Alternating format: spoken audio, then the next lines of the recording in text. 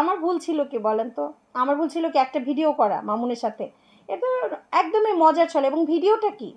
ভিডিওটা কোনো মানে এমন কোনো ভিডিও না যেটা মানে খুব দৃষ্টিকটু। আমার আমি পাশে বসে আছি, মামুন যে এটা একটু লিপস দিয়েছে। আমি তো স্বভাবগতভাবেই বা আমার প্রফেশনের দিক চিন্তা করে তো আমি মামলা গ্রহণ করি এবং মামলা মুভ করি। যেহেতু প্রিন্স মামুন এবং লায়লা হচ্ছে তাদের সোশ্যাল মিডিয়ায় একটা পরিচিতি আছে, তো ওই পরিচিতির আমি যেটা ধরি যে ওই কারণেই হয়তো বা আমাকেও এভাবে করে মানুষ দেখছে, যেহেতু ওনাদের বিষয়টাই ভাইরাল। তো ওই ইস্যুতেই মনে হয় আমাকেও এভাবে করা হয়েছে, জানি না। কিন্তু সবচেয়ে বড় কথা যাই করুক, সব কিছু একটা লিমিট থাকে।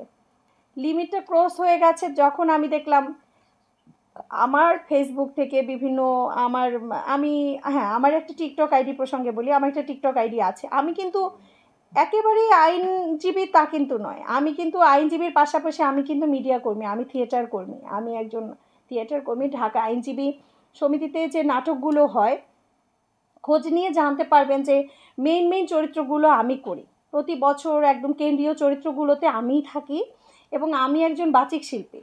তো যার কারণে আমার কিন্তু মিডিয়ার সেক্টরেও একটা আনাগোনা আছেই।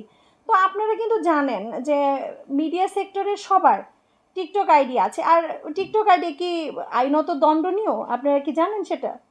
সেরকম তো কোনো নির্দেশনা আমাদের বাংলাদেশে নেই, তাই তো? তা আমি কিন্তু একটা জিনিস কোট করেছি, যখন আমাকে নিয়ে টিকটক নিয়ে এত কথা হলো, আমার এখানে স্ক্রিনশট নেওয়া আছে।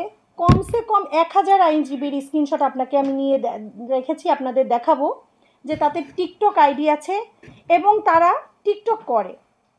এবং টিকটকে অনেকে আছে অ্যাডও দেয়, মানে নাম্বার দিয়ে তাদের সাথে কিভাবে যোগাযোগ করতে হবে। এবং আমি শুনেছি তারা সেভাবে মামলাও কালেক্ট করে। তো আমার তো আসলে ওরকম কোনো উদ্দেশ্য ছিল না। হ্যাঁ, আমি এই প্রসঙ্গে আসবো, এই প্রসঙ্গেই বলছি। তো যখন আমি দেখলাম টিকটক নিয়ে এত বাড়াবাড়ি হচ্ছে, তখন কিন্তু আমি একটা বিষয় ভেবেছিলাম যে আমি টিকটকের বিরুদ্ধে একটা লিগ্যাল নোটিশ দেব। কেন তারা পার্সোনাল ভিডিওগুলো পার্সোনাল করতে পারলো না? কেন আমার ভিডিও মানুষ ডাউনলোড করে কিভাবে তারা করবে? তাহলে তাদেরও তো সিনসিয়ার হওয়া উচিত। তারা যখন এখান থেকে তাদের একটা ইনকাম হয়, তা এটা তো তাদের একটা প্ল্যাটফর্ম। তখন আমি আসলে আমি নিছকই মজার ছলে টিকটকগুলো করতাম। ওখান থেকে কখনো কোনো অ্যাড আমি দেইও নি, কোনো অ্যাড করিনি, কোনো প্রমোশন করিনি, কিছুই করিনি। একদমই মজার আমার ফ্যামিলির ভিডিও, আমার বাচ্চাদের। এমন হয়েছে আমার সাহেবের সাথেও আমার ভিডিও আমার ছিল। এগুলো তো কখনো তো আসলে সত্যি কথা বলতে আমি তো বুঝতে পারিনি এগুলো যে আমার পার্সোনাল ভিডিওগুলোকে নিয়ে এইভাবে মানুষ, এটা তো আসলে আমার বোঝার কথা না, তাই না? আমি বুঝতে পারিনি, কারণ আমি কিন্তু ইচ্ছা করে ভাইরাল হইনি। তাহলে ভাইরাল যদি হতামই তাহলে আটঘাট বেঁধেই হতাম। তা আমি তো আর ওভাবে হইনি। তো যার কারণে আমি ওগুলো আমার পার্সোনালও করা ছিল না। আমি বুঝতামও না খুব একটা যে কীভাবে করে। আর আমার খুব একটা বদার করছি না ওই জন্য, কারণ আমি জানি আমি কতটুকু করেছি। আমার ফ্যামিলি ভিডিও আছে, আমার ফ্যামিলির ছবি আছে, কোথাও ঘুরতে গিয়েছি সেই ভিডিওগুলো আছে। তো তারপর আমি ওটাকে পার্সোনাল করিনি, কারণ টিকটক তো আর আইনত দণ্ডনীয় না, তাই না? তখন আমি তখন কি করলাম যে আমাদের আইনজীবীরা যে এইগুলো লিখছে, আমাদের কত আইনজীবী যে এই অ্যাড দিয়ে বেড়াচ্ছে টিকটকে, ইভেন তো তাদের নাম্বার দিয়ে। দেখেন আমার টিকটকে ঢুকে আমি তো ফোন নাম্বার দিইনি, আমি কিছুই দিইনি, তাতেও মানুষ অনেক ইনবক্স করে। অনেক সময় আমরা তো দরকারও মনে করি না যে ওগুলো আমি একটু খুলে দেখি কে আসলে। আমাকে অনেকেই লিখে, আপা আমার মামলার বিষয়ে দরকার, আপা আমার আমি কিন্তু ওখানে, কারণ আমি ওটা জাস্ট এন্টারটেনমেন্ট, একটু ফান করার জন্য করি। ওটা থেকে তো আমার আসলে কোনো রুটি রুজি নাই। আর সাইবার বুলিং যে কী পরিমাণ একটা দুর্বিষহ ব্যাপার, আমি অনেক ধরনের ইউটিউবারকে দেখেছি মিডিয়া এসে কান্না করেছে। কিন্তু আমি খুব স্ট্রং মেন্টালিটির মানুষ। আপনারা কতটুকু বুঝতে পেরেছেন আমি জানি না।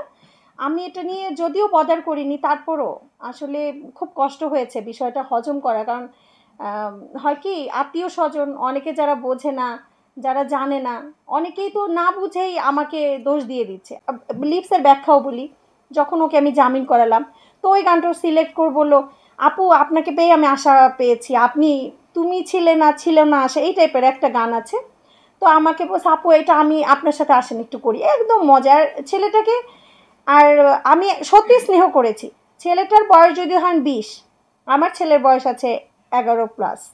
তাহলে আমি তো মনে করি ও আমার ছোট ভাই। আমার একটা ছোট ভাই আছে ওর চেয়ে বড়।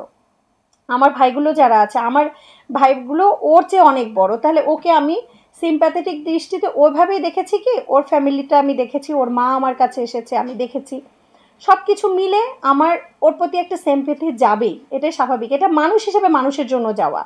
তারপর কি হলো, অনেকে লিখলো, আচ্ছা মামুনের আম্মা যখন কান্না করলো, আচ্ছা বলেন আমার পাশে আপনি যখন একটা মানুষ কান্না করবেন, আপনি খুব মন খারাপ অবস্থা, আপনি কান্না করতেছেন, তখন কি আপনি পাশে বসে হাসবেন? সাধারণ সেন্স কি বলে, আসলে একটা মানুষ খুব মন খারাপ, আপনি কি তখন পাশে বসে হ্যাঁ হ্যাঁ করে হাসতে পারবেন? আপনি তখন অবশ্যই চুপচাপ তাকে একটু বোঝানোর চেষ্টা করবেন, তাই না? এটাই তো স্বাভাবিক সেন্স। যখন মামুনের মা কান্না করলো, আমি একটু আন্টিকে সান্ত্বনা দিলাম। আন্টির কান্না দেখে আমারও মন খারাপ হয়েছে, সেদিন জামিন হয় নাই, সেটাও একটা এটা তো আমার একটা ডিসক্রেডিট, তাই না? একজন আইনজীবী যদি একটা মক্কেলকে জামিন না করাতে পারে, রিমান্ড আমি নামঞ্জুর করেছি, এটা যেমন আমার ক্রেডিট, বাট আমি যখন আইনজীবী হিসেবে জামিনটা নামঞ্জুর হয়েছে তখন ওটা আমার জন্য, এবং আন্টি যখন কান্না করলো ওটা তো আমার জন্য খুবই ডিসক্রেডিট এবং আমার জন্য মন খারাপের একটা বিষয়। সে একদমই একজন মানুষ হিসেবে আমার মনটা খারাপ হয়েছে। তো সেটাকে কি বললেন, আমার খুব সুন্দর একটা ফ্যামিলি আছে, আপনারা যারা ফেসবুক আমার মনে হয় ইতিমধ্যে সবাই দেখে ফেলেছেন, আমার 3টা বাচ্চা আছে।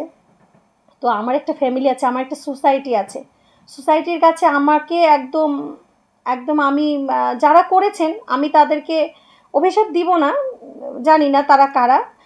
আমি বলবো যে শুনেন, আমরা যদি খুঁজেও না পাই, ওনারা কি দেশের বাইরে থেকে এগুলো মেনটেন করে, খুঁজে পাওয়া যায় না। আমি তো এখানে অভিযোগ দিয়ে এসেছি, সাইবার সিকিউরিটি টিম এটা তদন্ত করছে, বাংলাদেশে যারা মডারেটর আছে বা বাংলাদেশে যারা কানেক্টিভিটি আছে আমি সব লিঙ্কগুলো দিয়ে এসেছি, ওনাদেরকে শনাক্ত করার চেষ্টা করছে। কিন্তু আমার কথা হচ্ছে মাঝখানে মানে আমার নিজেকে ক্লারিফাই করতে যতটুকু সময় লাগবে ওই সময়টা আমার জন্য খুবই খারাপ গেছে। এটা আমি কান্না করবো না অন্যদের মতো, কারণ আমি ফ্যামিলি থেকে খুব সাপোর্ট পেয়েছি। আমার ফ্যামিলিতে যারা ছিল, আমার হাজব্যান্ড, আমার আমার বাবা মা, আমার যারা, তারা আমাকে খুব বোঝে, তো আমাকে চেনে, তখন আমাকে তারা বলেছে কোনো ব্যাপার না, 2 দিন পর ঠিক হয়ে যাবে, এরকম হয়। তো এইটাই হলো ব্যাপার, আমার সমস্যা হয়নি, আমি ওভারকাম করে নিব।